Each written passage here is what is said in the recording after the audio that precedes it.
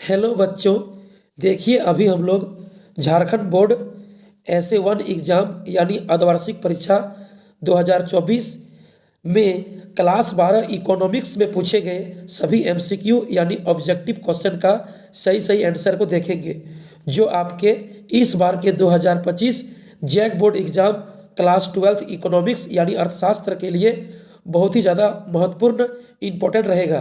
तो चलिए वीडियो को अंतिम तक देखिएगा, आपको बहुत अच्छा लगेगा और ये आपके इस बार के एग्ज़ाम 2025 के लिए बहुत ज़्यादा महत्वपूर्ण इम्पोर्टेंट रहेगा। देखिए वीडियो को शुरू करते हैं। सवाल नंबर 1 से शुरू करेंगे। पहला सवाल क्वेश्चन नंबर 1 है, निम्नलिखित में से अमूर्त वस्तु का एक उदाहरण कौन सा है? क्या बोला? निम्नलिखित में से अमूर्त वस्तु का एक उदाहरण कौन सा है? अमूर्त वस्तु का मतलब होता है वह वस्तु जिसे हम छू नहीं सकते हैं, सिर्फ अनुभव कर सकते हैं। वह कोई रियल भौतिक पदार्थ का बना नहीं होता है, ठीक है। यानी वह एक सेवा होता है, कोई रियल वस्तु मूर्त वस्तु नहीं होता है, अमूर्त वस्तु होता है जिसको हम छू नहीं सकते हैं, सिर्फ अनुभव कर सकते हैं। जैसे चिकित्सा, शिक्षा, कोई सेवा, ये सब अमूर्त वस्तु हुआ जिसको हम छू नहीं सकते हैं, कोई भौतिक पदार्थ का बना नहीं होता है, लेकिन सिर्फ अनुभव कर सकते हैं। यहाँ पर दिया कपड़ा, घड़ी, कलम, जो मूर्त वस्तु है, जो कोई भौतिक पदार्थ का बना होता है और जिसे हम छू सकते हैं, देख सकते हैं। परंतु जो ऑप्शन सी है चिकित्सा, तो चिकित्सा हुआ, शिक्षा हुआ, कोई सेवा हुआ, यह अमूर्त वस्तु होता है जिसे हम छू नहीं सकते, कोई रियल भौतिक पदार्थ का बना नहीं होता है। सही उत्तर सी होगा, चिकित्सा। आगे देखिए सवाल नंबर 2। क्वेश्चन नंबर 2 है, सामान्यतः एक उत्पादन संभावना वक्र की ढाल होती है। देखिए उत्पादन संभावना वक्र यानी प्रोडक्शन पॉसिबिलिटी कर्व PPC का फिगर बाएं तरफ कोना में बनाया हुआ है। देखिए एक उत्पादन संभावना वक्र PPC की ढाल होती है ऋणात्मक। देख लीजिए बढ़िया से, उत्पादन संभावना वक्र की ढाल बाएं से दाएं नीचे गिरती है, फिगर में बना दिए हैं।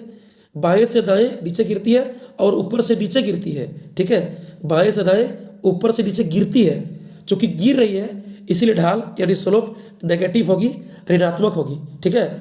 जिसका भी स्लोप गिरेगा, बाएं से दाएं ऊपर से नीचे गिर रहा है PPC का ढाल, इसीलिए स्लोप कैसा होगा? नेगेटिव, ऋणात्मक होगा। सही उत्तर बी होगा, बी। आगे देखिए सवाल नंबर 3। क्वेश्चन नंबर 3 है, आर्थिक सिद्धांतों का अर्थव्यवस्था पर पड़ने वाले प्रभावों का मूल्यांकन का अध्ययन किया जाता है। देखिए क्वेश्चन क्या बोला? आर्थिक सिद्धांतों का अर्थव्यवस्था पर पड़ने वाले प्रभावों का मूल्यांकन का अध्ययन किया जाता है। तो सकारात्मक अर्थशास्त्र में और आदर्शक अर्थशास्त्र में, यानी पॉजिटिव और नॉर्मेटिव दोनों इकोनॉमिक्स में हम आर्थिक सिद्धांतों का अर्थव्यवस्था पर पड़ने वाले प्रभावों का मूल्यांकन का अध्ययन करते हैं। सही उत्तर सी होगा, ए और बी दोनों, ठीक है। याद रखिएगा, आर्थिक सिद्धांतों का अर्थव्यवस्था पर पड़ने वाले प्रभाव का मूल्यांकन सकारात्मक और आदर्शक यानी वास्तविक और आदर्श दोनों अर्थशास्त्र में किया जाता है। सही उत्तर होगा ए एवं बी दोनों। आगे पढ़िए सवाल नंबर 4। क्वेश्चन नंबर 4 है, अर्थशास्त्र का जनक किस अर्थशास्त्री को कहा जाता है? यानी फादर ऑफ इकोनॉमिक्स, अर्थशास्त्र का जनक कहा जाता है एडम स्मिथ को। याद रखिएगा, सन 1776 ईस्वी में एडम स्मिथ ने इकोनॉमिक्स यानी अर्थशास्त्र विषय का स्थापना किया था। तब से एडम स्मिथ को अर्थशास्त्र का जनक यानी अर्थशास्त्र का पिता, फादर ऑफ इकोनॉमिक्स कहा जाता है। सही उत्तर ए होगा, ए। आगे देखिए सवाल नंबर 5। क्वेश्चन नंबर 5 है, सवाल नंबर 5, आर्थिक समस्या क्यों उत्पन्न होती है? आर्थिक समस्या उत्पन्न होने का क्या कारण है, क्यों उत्पन्न होती है? पहला, असीमित आवश्यकता के कारण। हाँ, मनुष्य के पास असीमित आवश्यकताएं होती है, इसीलिए आर्थिक समस्या उत्पन्न होती है। सही है। दूसरा बी है, सीमित साधनों के कारण। बिल्कुल सही, साधन भी सीमित है इसीलिए उत्पन्न होता है। तीसरा सी, संसाधनों के वैकल्पिक प्रयोग के कारण। हाँ, साधनों का वैकल्पिक प्रयोग है यानी अलग अलग प्रयोग है, ठीक है। ये सभी कथन सत्य है, इनमें सभी होगा। आर्थिक समस्या उत्पन्न होने का रीजन है मनुष्य के पास असीमित आवश्यकता है, सीमित संसाधन है और संसाधनों का वैकल्पिक यानी अलग अलग प्रयोग भी है, इनमें सभी होगा, ऑप्शन डी। आगे देखिए सवाल नंबर 6। सवाल नंबर 6 को पढ़िए। सवाल नंबर 6 है, उपयोगिता का संबंध है। उपयोगिता का संबंध किससे होता है? देखिए किसी वस्तु या सेवा के अंदर छुपा हुआ वह संतुष्टि गुण जो मनुष्य की आवश्यकता को पूरा करता है उसे उपयोगिता कहते हैं। यानी उपयोगिता का संबंध है आवश्यकता की संतुष्टि से। वस्तु सेवा में मानव आवश्यकता को संतुष्ट करने का जो गुण होता है, जो विशेषता पाई जाती है वस्तु में, उसे उपयोगिता कहते हैं, यानी मानव आवश्यकता की संतुष्टि से। सही उत्तर सी होगा, सी। आगे देखिए सवाल नंबर 7, सवाल नंबर 7 को पढ़िए। 7 है निम्नलिखित कथन और कारण के संदर्भ में कौन सा विकल्प सही है। कथन ए, मांग वक्र की ढाल ऋणात्मक होती है, सही है। इसका कारण दिया है वस्तु के उपभोग में सीमांत उपयोगिता ह्रास नियम लागू होता है, बिल्कुल सही है। क्वेश्चन कह रहा था निम्नलिखित कथन और कारण के संदर्भ में कौन सा विकल्प सही है। ऐसे क्वेश्चन में क्या रहता है, एक कथन दिया रहता है, आपको कथन देखना है, पढ़ना है, और उसका नीचे कारण दिया रहता है, ठीक है। यदि कथन और कारण दोनों सही है और उसका सही व्याख्या कर रहा है कथन का कारण, तो हो जाएगा कि ए और आर दोनों सही है और आर ए की व्याख्या सही करता है। कभी कभी क्या होगा, कथन सही होगा, कारण गलत हो जाएगा। कभी कभी क्या होगा, कथन और कारण दोनों सही होगा लेकिन सही व्याख्या नहीं करेगा। कभी कभी क्या होगा, कथन कारण दोनों गलत होगा, ठीक है। तो कुछ भी हो सकता है, दोनों सही हो सकता है, सही व्याख्या कर सकता है, दोनों सही हो सकता है, सही व्याख्या नहीं भी कर सकता है, दोनों सही नहीं हो सकता है। कभी कथन सही होगा तो कारण सही नहीं होगा, ठीक है। तो कुछ भी हो सकता है। तो यह कथन दिया है ए, मांग वक्र की ढाल ऋणात्मक होती है, बिल्कुल सही है। मांग वक्र की ढाल बाएं से दाएं नीचे की ओर गिरती है, यानी नेगेटिव ऋणात्मक होती है। कारण दिया है रीजन, वस्तु के उपभोग में सीमांत उपयोगिता ह्रास नियम लागू होता है, बिल्कुल सही। जब हम लोग किसी वस्तु का लगातार प्रयोग करते हैं तो प्रत्येक अगली इकाई से प्राप्त होने वाली सीमांत उपयोगिता लगातार घटती जाती है और एक बिंदु पर पहुंचकर शून्य हो जाती है। इसके बाद भी यदि प्रयोग करें वस्तु की इकाई का लगातार तो सीमांत उपयोगिता नेगेटिव हो जाती है। यानी वस्तु का लगातार उपभोग करने से सीमांत उपयोगिता ह्रास नियम लागू होता है, सीमांत उपयोगिता घटता चला जाता है। ये बात सही है, यानी ए और आर दोनों सही है और आर ए का सही व्याख्या कर रहा है। सही उत्तर बी होगा, बी। आगे देखिए सवाल नंबर 8, सवाल नंबर 8 है निम्नलिखित में से उदासीनता वक्र विश्लेषण की एक मान्यता नहीं है। क्या बोला, इनमें से कौन उदासीनता वक्र विश्लेषण की एक मान्यता नहीं है, यानी उदासीनता वक्र के बारे में एक विशेषता नहीं है। पढ़िए, पहला, उपयोगिता का क्रमवाचक माप संभव है, बिल्कुल सही, याद रखिएगा। हिग्स और एलन ने कहा था, कौन कहा था, हिग्स और एलन ने, उपयोगिता का क्रमवाचक माप संभव है, सही है। आगे, उपभोक्ता का अधिमान सतत होता है, ये बात भी सही है। उपभोक्ता का अधिमान सतत होता है, यानी उपभोक्ता लगातार अधिकतम संतुष्टि की ओर बढ़ता चला जाता है, लगातार अधिकतम संतुष्टि को अधिक प्राथमिकता देता है, यानी उपभोक्ता का अधिमान सतत होता है, लगातार होता है, सही है। आगे, उपयोगिता को गिनती की संख्या में मापा जा सकता है, ये बात सही है, लेकिन ये उदासीनता वक्र विश्लेषण का बात नहीं है। ये बात सही है, ऑप्शन सी, उपयोगिता को गिनती की संख्या में मापा जा सकता है, लेकिन उदासीनता वक्र विश्लेषण की एक मान्यता यहाँ पर नहीं है, ठीक है। इसलिए सही उत्तर सी हो जाएगा। आगे डी दिया है, उपभोक्ता किसी वस्तु की अधिक मात्रा को पसंद करता है, बिल्कुल सही। उपभोक्ता किसी वस्तु की हमेशा अधिक मात्रा को पसंद करता है ताकि उसे संतुष्टि अधिक प्राप्त हो सके। कोई भी उपभोक्ता हो किसी वस्तु की अधिक मात्रा को अधिक पसंद करता है क्योंकि उससे अधिक संतुष्टि प्राप्त होती है। तो ए, बी, डी उदासीनता वक्र विश्लेषण का बात है, यह का बात है। और उपयोगिता को गिनती की संख्या में मापा जा सकता है, ऑप्शन सी, ये बात सही है जो मार्शल के द्वारा क्या बोलता है, उपयोगिता का गणनावाचक संख्यावाचक सिद्धांत में दिया गया था, जो यह का बात नहीं है, ठीक है। ऑप्शन सी होगा। आगे देखिए सवाल नंबर 9, सवाल नंबर 9 को पढ़िए। क्वेश्चन नंबर 9 है, एक मांग वक्र पर ऊपर से नीचे की ओर चलन क्या प्रदर्शित करता है। क्या बोला, एक मांग वक्र पर ऊपर से नीचे की ओर चलन क्या प्रदर्शित करता है। मांग में विस्तार, मांग में वृद्धि, मांग में संकुचन, मांग में कमी। देखिए इसका उत्तर क्या होगा, एक मांग वक्र पर ऊपर से नीचे की ओर चलन प्रदर्शित करता है, क्या प्रदर्शित करता है। देखिए पहले फिगर समझिए, ये एक मांग वक्र है डी डी, जिसका ढाल बाएं से दाएं नीचे गिरता है। देखिएगा बढ़िया से, ऊपर से नीचे आ रहा है ए से बी, तो हो क्या रहा है, कीमत घट रहा है और मांग बढ़ रहा है। तो कीमत के घटने से मांग बढ़ता है जब, तो उसको मांग का विस्तार कहते हैं। जब कीमत के कारण मांग बढ़ता है तो उसे मांग का विस्तार कहते हैं, ठीक है। क्वेश्चन क्या बोला, कि एक मांग वक्र पर ऊपर से नीचे की ओर चलन क्या प्रदर्शित करता है।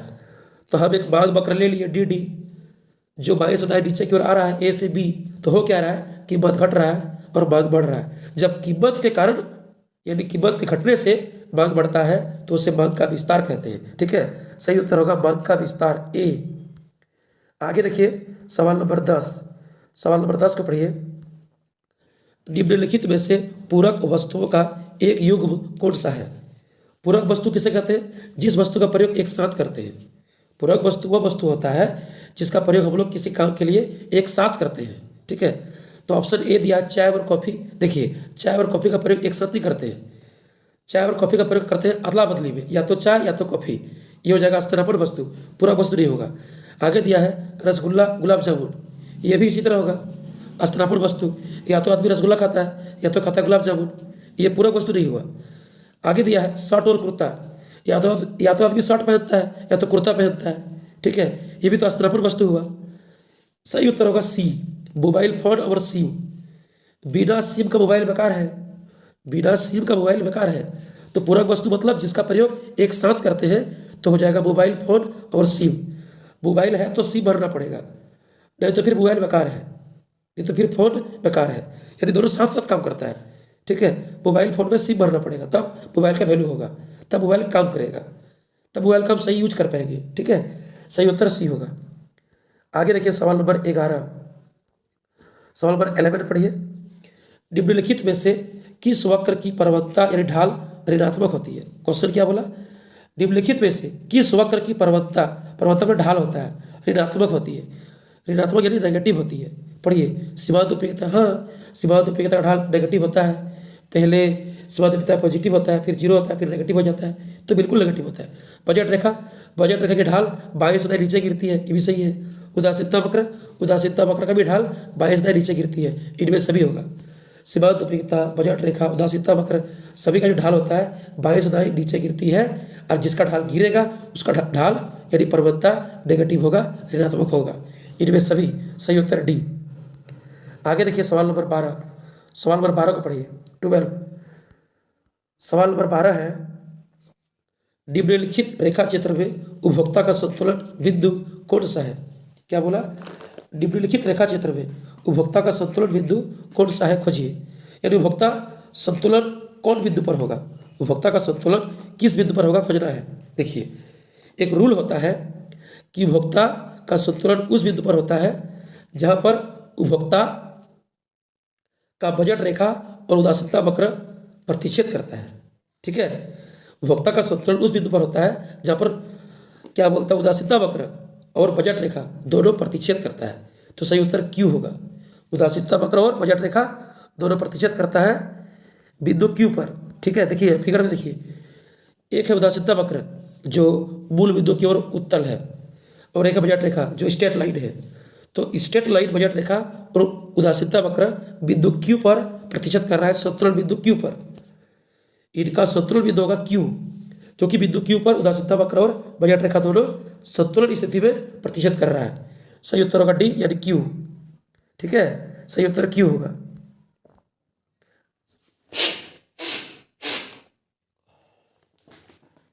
आगे देखिए सवाल नंबर 13। सवाल नंबर 13 है 13। उपभोक्ता का अधिमान को किस चित्र से दर्शाया जाता है। देखिए उपभोक्ता का अधिमान यानी संतुष्टि, उपभोक्ता का अधिमान यानी संतुष्टि को किस चित्र से दर्शाया जाता है, तो आंसर होगा उदासीनता मानचित्र। ठीक है, उदासीनता मानचित्र। देखिए उदासीनता मानचित्र में क्या होता है, भिन्न भिन्न उदासीनता वक्र को दर्शाया जाता है। जो उदासीनता वक्र सबसे ऊपर होता है वह उपभोक्ता को अधिक संतुष्टि स्तर प्रदान करता है, और जो उदासीनता वक्र सबसे नीचे होता है वह उपभोक्ता को कम यानी निम्न संतुष्टि स्तर प्रदान करता है। यानी जो जितना ऊपर होगा उतना संतुष्टि स्तर अधिक देगा, और जो जितना नीचे होगा उतना संतुष्टि स्तर वो कम देगा।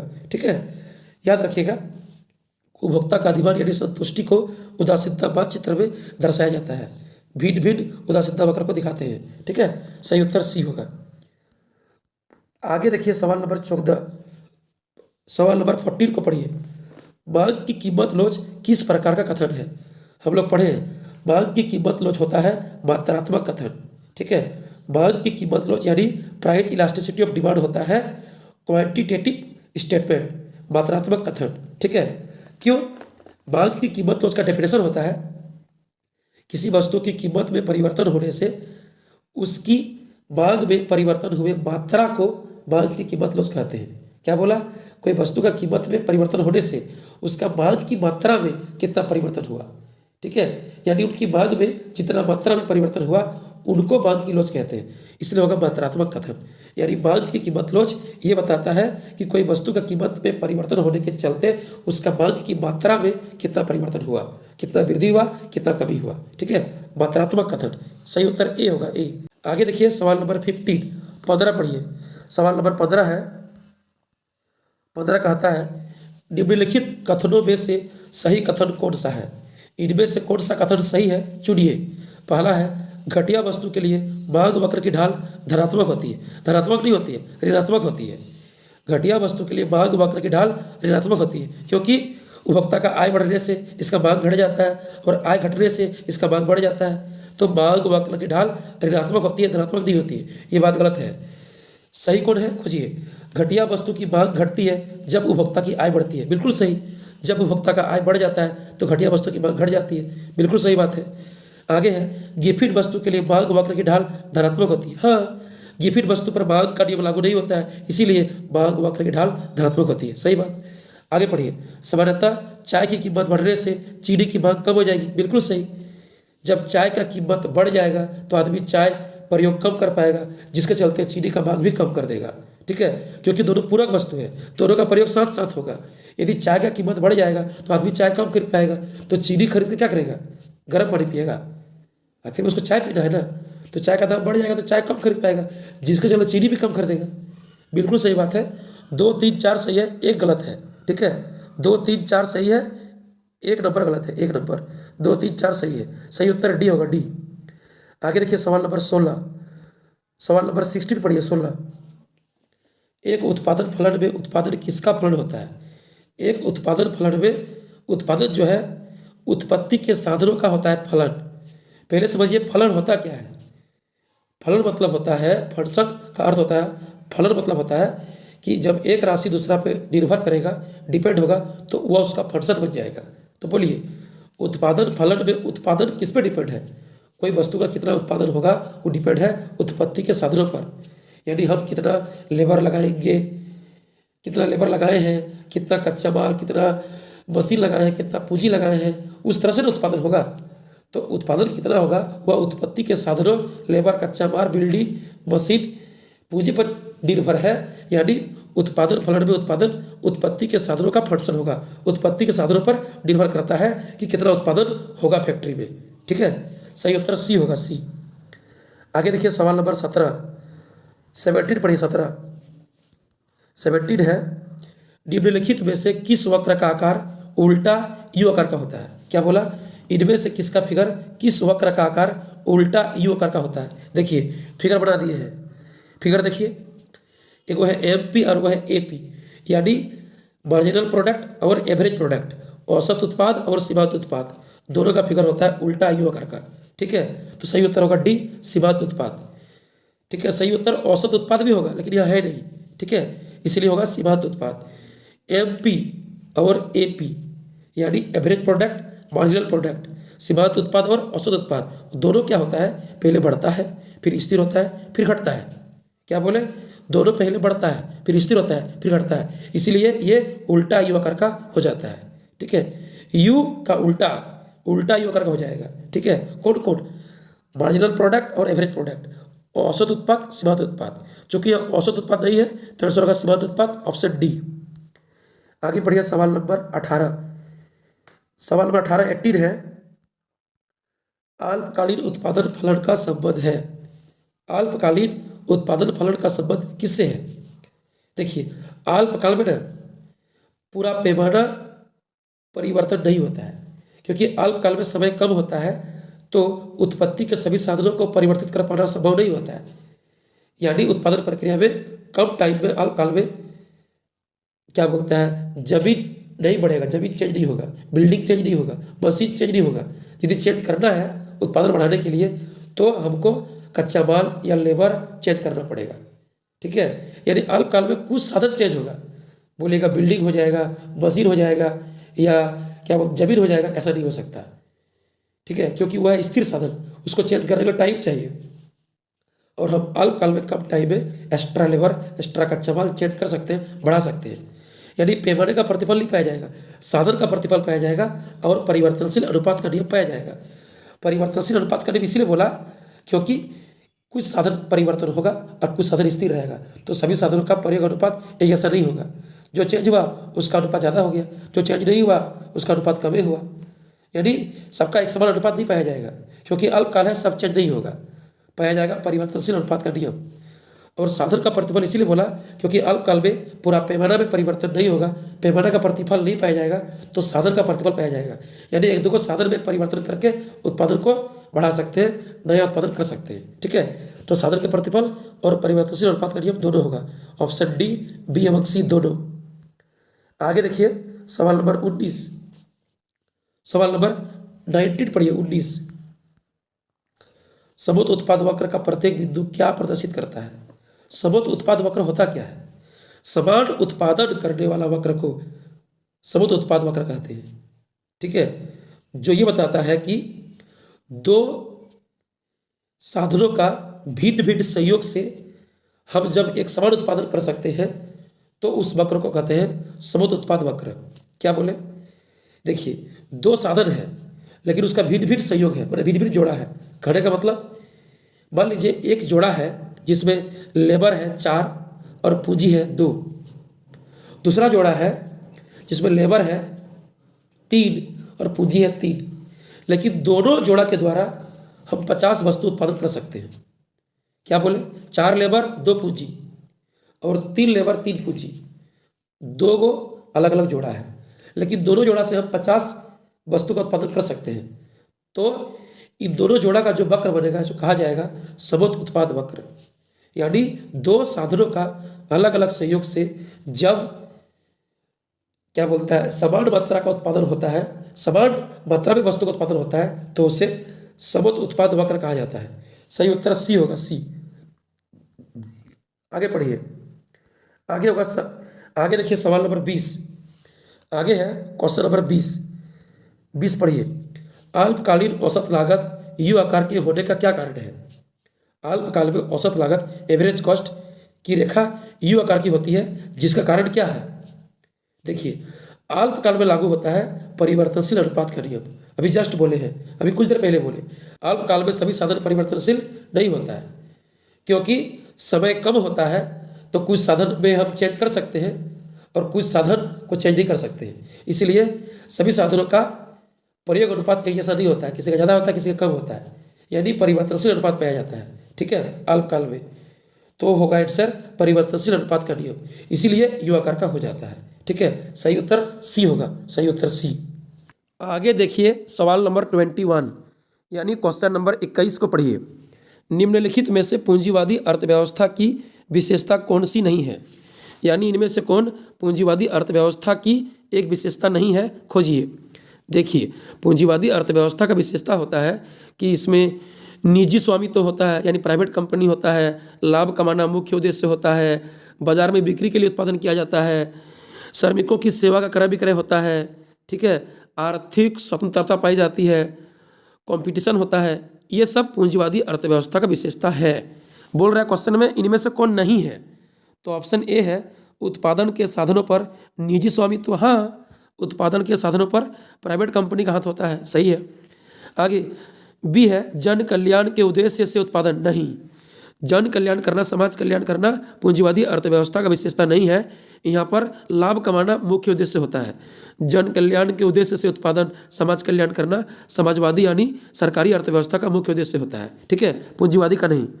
आगे है बाजार में बिक्री के लिए उत्पादन। यस, बाजार में खरीद बिक्री के लिए उत्पादन किया जाता है लाभ कमाने के लिए। आगे है एक निश्चित कीमत पर श्रमिकों की सेवा का क्रय विक्रय। यस, इसमें वस्तुओं एवं सेवाओं का क्रय विक्रय किया जाता है, लाभ कमाने के लिए उत्पादन होता है।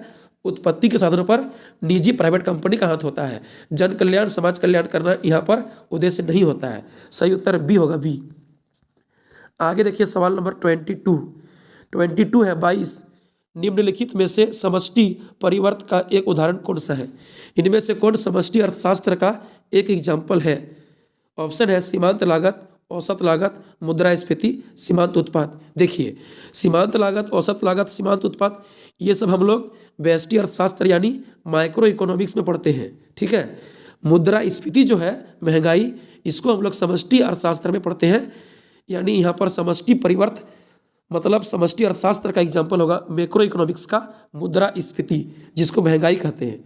समष्टि अर्थशास्त्र में हम लोग मुद्रास्फीति यानी महंगाई, आय रोजगार, राष्ट्रीय आय, बजट, बैंक, ये सब के बारे में पढ़ते हैं। सही उत्तर सी होगा, सी। आगे देखिए 23 पढ़िए। 23 है समष्टिगत अर्थशास्त्र के अनुसार अर्थव्यवस्था के क्षेत्रक हैं। क्या बोला?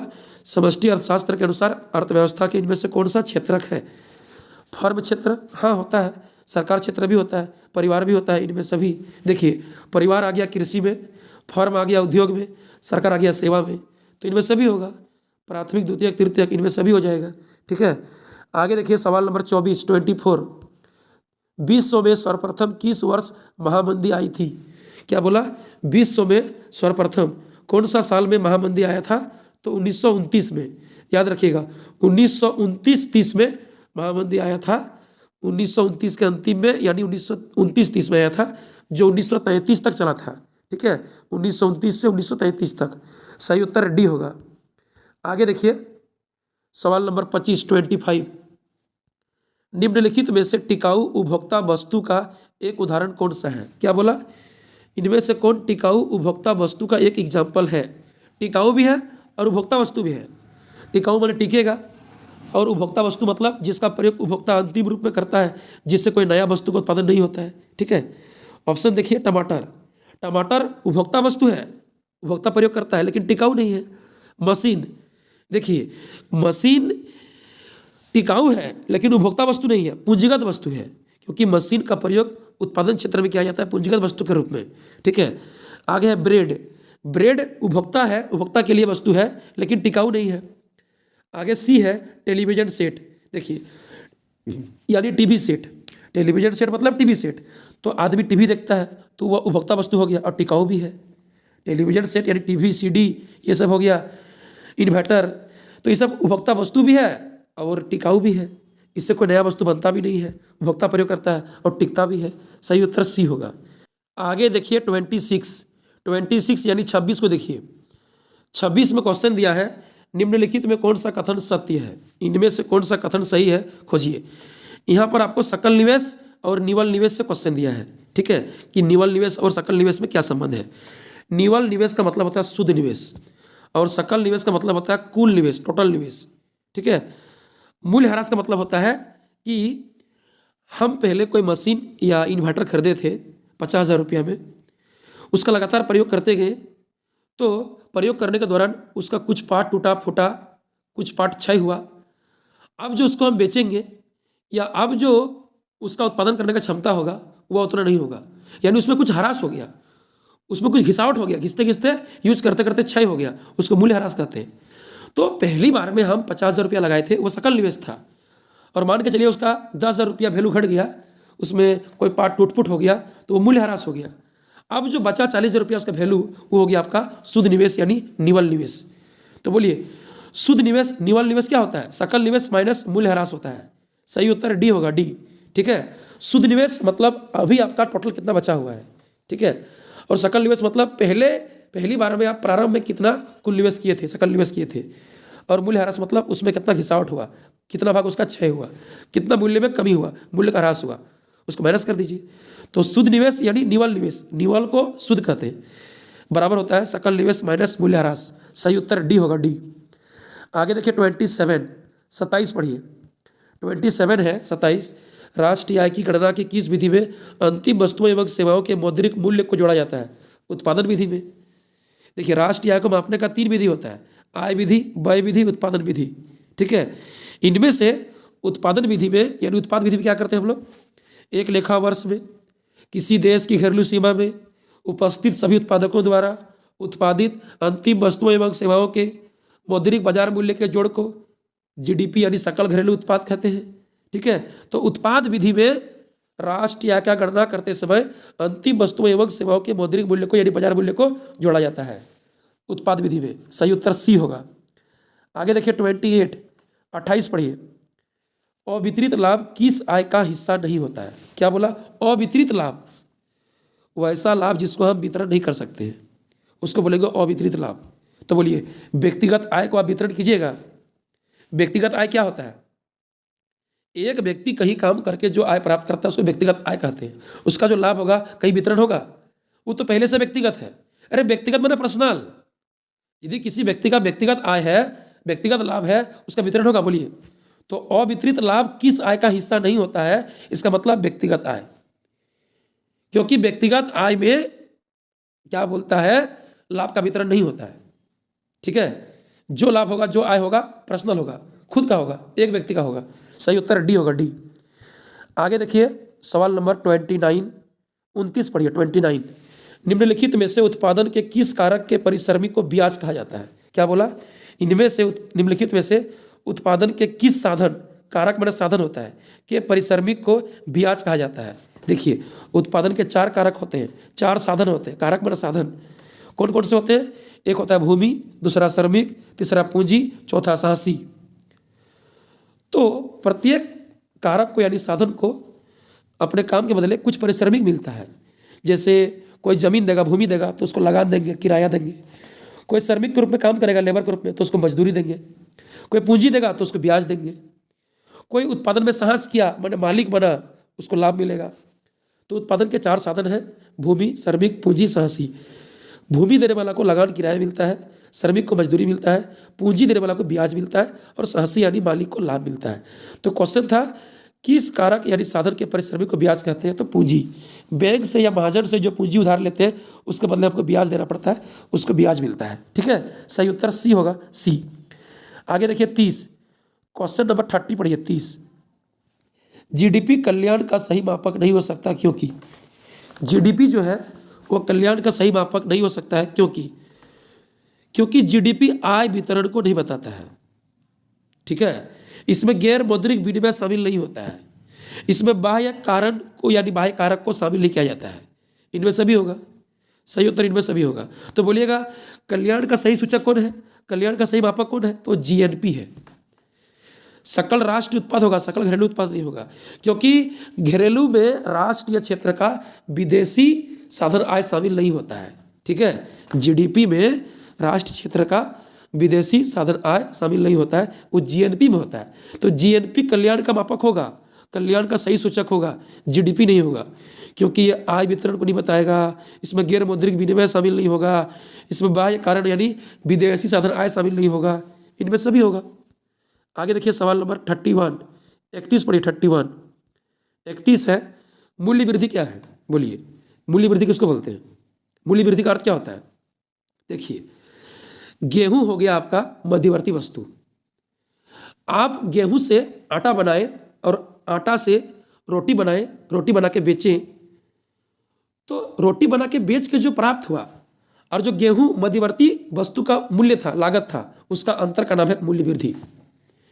क्योंकि आप जो रोटी को बेचिएगा वह गेहूं या आटा का जो मूल्य है उससे अधिक कीमत पर बेचिएगा। यानी हम गेहूं से आटा बनाएंगे, कुछ मूल्य बढ़ जाएगा, आटा से रोटी बनाएंगे, कुछ मूल्य बढ़ जाएगा। तो मध्यवर्ती वस्तु कौन था? गेहूं था। उससे क्या बना? रोटी। तो रोटी को जिस दाम पे बेचें और गेहूं का जो दाम था मध्यवर्ती वस्तु का, उसका जो अंतर होगा वो मूल्य वृद्धि होगा। ठीक है, मतलब अंतिम वस्तु विक्रय मूल्य किए बेचे और मध्यवर्ती वस्तु का जो लागत था उसका अंतर कर दीजिए, मूल्य वृद्धि निकल जाएगा कि उस वस्तु का अंतिम में बेच के कितना एक्स्ट्रा पैसा प्राप्त हुआ, वही मूल्य वृद्धि है। माने उस वस्तु को हम जो नया वस्तु बनाए तो मूल्य कितना बढ़ गया, मूल्य कितना बढ़ेगा कैसे निकालेंगे? पहले उसका गेहूं का दाम कितना था, अब रोटी का दाम कितना है, कितना बेसी मिल रहा है, कितना का अंतर है, वही मूल्य वृद्धि है। विक्रय मूल्य और मध्यवर्ती वस्तुओं की लागत में अंतर को मूल्य वृद्धि कहते हैं। ठीक है, विक्रय मूल्य और मध्यवर्ती वस्तुओं की लागत के मूल्य में अंतर को मूल्य वृद्धि कहेंगे। ठीक है, चलिए आगे बढ़िए। सही उत्तर सी होगा, सी।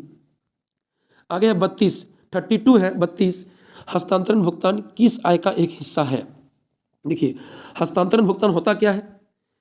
सरकार द्वारा लोगों को लोगों को किया जाने वाला वह भुगतान जिसके बदले लोगों को कोई सेवा प्रदान नहीं करनी पड़ती उसे हस्तांतरण भुगतान कहते हैं।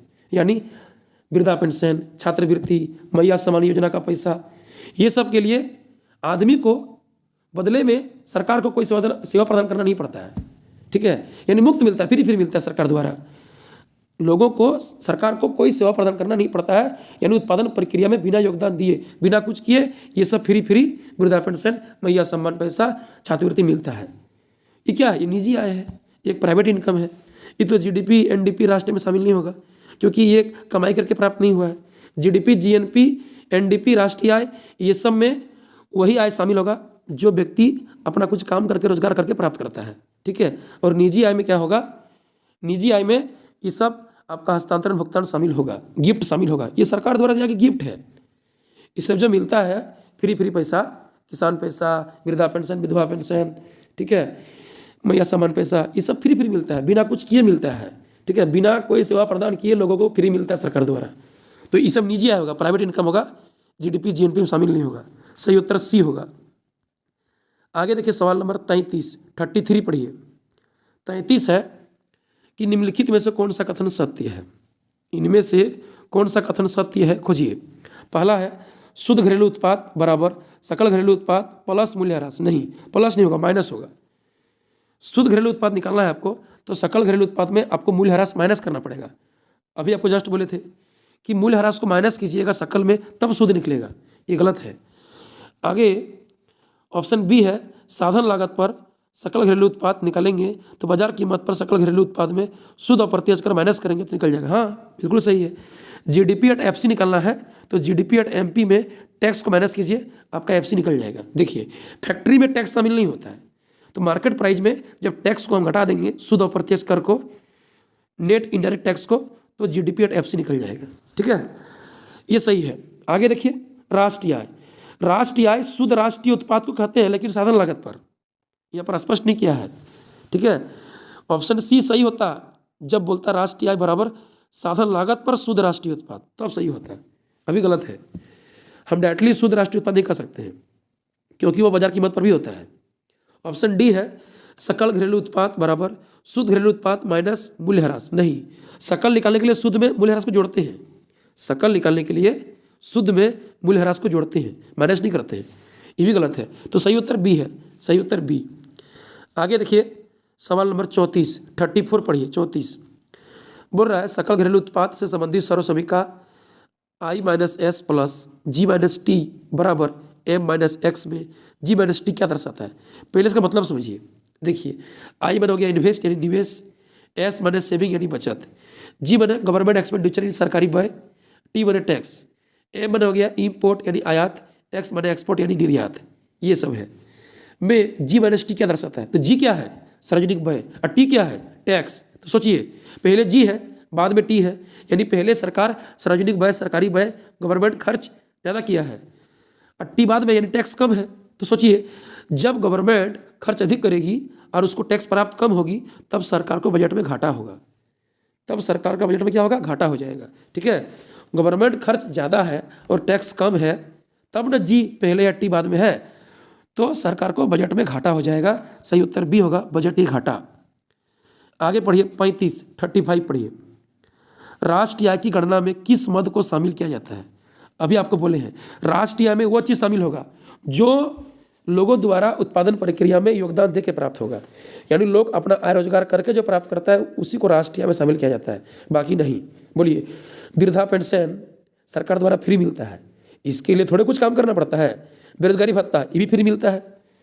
मध्यवर्ती वस्तु की कीमत नहीं, अंतिम वस्तु का दाम शामिल होगा। क्योंकि यदि हम गेहूं का दाम जोड़ लिए, आटा का दाम जोड़ लिए और रोटी का दाम जोड़ लिए तो फिर गलत हो गया। हम रोटी का ही दाम जोड़ेंगे क्योंकि रोटी का ही कीमत में आटा का दाम या गेहूं का दाम शामिल है, रोटी बनाने का जो मजदूरी है वो भी शामिल है, सब कुछ शामिल है। तो अंतिम वस्तु को राष्ट्रीय में शामिल किया जाता है, मध्यवर्ती वस्तु को नहीं। वृद्धा पेंशन, बेरोजगारी भत्ता, मैया सम्मान पैसा, ये सब राष्ट्रीय का हिस्सा नहीं होता है। स्व उपभोग के लिए उत्पादन, हाँ, अपना कुछ के लिए उत्पादन कीजिएगा। स्व उपभोग के लिए उत्पादन यानी अपना रोजगार कर रहे हैं, हम अपना जिंदगी चलाने के लिए वस्तु उत्पादन कर रहे हैं, बना रहे हैं, बेच रहे हैं, आय प्राप्त कर रहे हैं, तो वो राष्ट्रीय में शामिल होगा। ठीक है, यानी आपको कोई गिफ्ट नहीं मिल रहा है, आप खुद काम करके बिजनेस कर रहे हैं, आय रोजगार प्राप्त कर रहे हैं, स्वउपभोग के लिए उत्पादन कर रहे हैं, तो ये राष्ट्र में शामिल होगा। सी होगा, सी। आगे देखिए 36 है, भारतीय रिजर्व बैंक की स्थापना कब हुई थी? भारतीय रिजर्व बैंक आरबीआई का स्थापना हुआ था 1 अप्रैल 1935 को। और यदि बोलेगा आरबीआई का राष्ट्रीयकरण कब हुआ, तो 1 जनवरी 1949 को। उसका पहले मुख्यालय था, हेडक्वार्टर कोलकाता, वर्तमान में मुंबई है। ठीक है, याद रखिएगा ये सब बात। आरबीआई का स्थापना 1 अप्रैल 1935 को किया गया था। इसका राष्ट्रीयकरण कर दिया गया 1 जनवरी 1949 को, जिसका वर्तमान मुख्यालय मुंबई है, हेडक्वार्टर मुंबई है। सही उत्तर डी होगा। आगे देखिए 37 है, 37, निम्नलिखित में से कौन सी संस्था साख पर नियंत्रण करती है? देखिए, साख नियंत्रण बोलेगा तो आरबीआई होगा, भारतीय रिजर्व बैंक। हमारा देश में मौद्रिक नीति को या साख मुद्रा का नियंत्रण जो है वह आरबीआई करती है, वह भारतीय रिजर्व बैंक करती है। बोलेगा साख का निर्माण या साख सृजन तो सेंट्रल बैंक ऑफ इंडिया करेगा, भारतीय स्टेट बैंक करेगा, केनरा बैंक करेगा, मतलब व्यापारी बैंक करेगा। देश में बैंक दो तरह का होता है, एक जनता का बैंक, एक सरकार का बैंक। एक सरकार का बैंक यानी बैंकों का बैंक, ठीक है, जिसको बोलते हैं सेंट्रल बैंक यानी केंद्र बैंक, जिसका एग्जांपल है भारतीय रिजर्व बैंक, आरबीआई। और एक होता है जनता का बैंक यानी सेंट्रल बैंक ऑफ इंडिया, भारतीय state bank, Canara bank, Indian bank, ये सब हो गया जनता का बैंक यानी कॉमर्शियल बैंक, व्यावसायिक बैंक, जो साख सृजन करेगा, साख निर्माण करेगा, नियंत्रण नहीं करेगा। मौद्रिक नीति बनाएगा, मुद्रा छापेगा, अंतिम ऋणदाता होगा, साख मुद्रा पर नियंत्रण करेगा, आरबीआई, भारतीय रिजर्व बैंक। सही उत्तर बी होगा, बी। आगे पढ़िए, आगे क्वेश्चन है, निम्नलिखित में से सबसे तरल संपत्ति कौन है? सबसे तरल संपत्ति मतलब होता है जिसका हम आसानी से लेन देन कर सकते हैं, जो विनिमय का लेन देन का सबसे इजीली साधन होता है, यानी मुद्रा। अभी हम लोग वर्तमान में मुद्रा को सबसे तरल और सरल संपत्ति मानते हैं, क्योंकि इसके द्वारा सभी वस्तुओं सेवाओं का भी लेन देन किया जाता है, खरीद बिक्री किया जाता है, मूल्य निर्धारण होता है, इसको ले जाना ले आना आसान है, इसको संचित करना आसान है, इसके द्वारा किसी भी वस्तु सेवा का लेन देन करना आसान है। तो विनिमय का सबसे तरल संपत्ति या सरल साधन है मुद्रा। सही उत्तर डी होगा। आगे देखिए 39 है, 39, निम्नलिखित में से कौन सा कथन सत्य है? इनमें से कौन सा कथन सही है, चुनिए। पहला ऑप्शन है, भारत में आरबीआई मुद्रा का निगमन करता है। सही है, भारत में आरबीआई मुद्रा छापता है, नोट जारी करता है, ये बात तो सही है। दूसरा, आरबीआई मुद्रा की पूर्ति बढ़ाने के लिए बैंक दर में वृद्धि करता है। नहीं, आरबीआई मुद्रा की पूर्ति बढ़ाने के लिए बैंक दर में कमी करता है, वृद्धि नहीं करता है, कमी करता है। अरे भाई, आरबीआई बैंक दर में कमी करेगा तब ना व्यापारिक बैंक को सस्ता दर पर ऋण मिलेगा, तब ना व्यापारिक बैंक जनता को कम ब्याज दर में ऋण दे पाएगा, जनता अधिक ऋण लेगा तो मुद्रा का पूर्ति ज़्यादा होगा। ठीक है, तो आरबीआई मुद्रा की पूर्ति बढ़ाने के लिए बैंक दर में कमी करेगा, वृद्धि नहीं, कमी करेगा। तो दूसरा कथन गलत है, पहला कथन सही है कि भारत में आरबीआई मुद्रा जारी करता है, मुद्रा का नियमन करता है। ठीक है, यानी पहला ऑप्शन सही है, दूसरा गलत है, केवल एक सही है, केवल एक। आगे देखिए अंतिम क्वेश्चन 40, अंतिम प्रश्न पढ़िए 40, निम्नलिखित में से मुद्रा का एक कार्य कौन सा है? इनमें से कौन एक मुद्रा का कार्य है? विनिमय का माध्यम, हाँ, मुद्रा के द्वारा लेन देन करते हैं। मूल्य का संचय, हाँ, मुद्रा के द्वारा किसी वस्तु के मूल्य को संचित कर सकते हैं। कोई वस्तु खराब हो जाएगा तो उसको बेच दीजिए, उसके बदले मुद्रा को इकट्ठा कीजिए, मुद्रा को संचित कीजिए, बैंक में चाहे घर में। मूल्य का मापन, हाँ, अभी प्रत्येक वस्तु सेवा का मूल्य मुद्रा के द्वारा मापा जाता है, ये बात सही है, इनमें सभी होगा। मुद्रा का इनमें सभी कार्य है। ठीक है, विनिमय का माध्यम भी है, मूल्य का संचय है, मूल्य का मापन है, सभी इनमें सभी। सही उत्तर डी होगा। तो चलिए, अभी हम लोग इस बार नवंबर दिसंबर महीना में जो जैक बोर्ड अर्धवार्षिक परीक्षा हुआ था, उसमें जो क्लास 12 क्लास 12 इकोनॉमिक्स में क्वेश्चन पूछा गया था, ये सभी क्वेश्चन आपके 2025 फरवरी एग्जाम जैक बोर्ड के लिए बहुत ज़्यादा इंपॉर्टेंट है, जिसका भी हम लोग डिस्कशन किए। इस लोग आपको बढ़िया से देख लीजिएगा, हम पूरा क्लियर समझाने का प्रयास किए हैं। हम आशा करते हैं वीडियो अच्छा लगा होगा। अच्छा लगा है तो वीडियो को लाइक कीजिए, चैनल को सब्सक्राइब कीजिए और अपने सभी नए दोस्तों को शेयर कीजिए, ताकि हमको इससे मोटिवेशन मिलेगा और हम आगे आप लोग के लिए काम करते रहेंगे। धन्यवाद।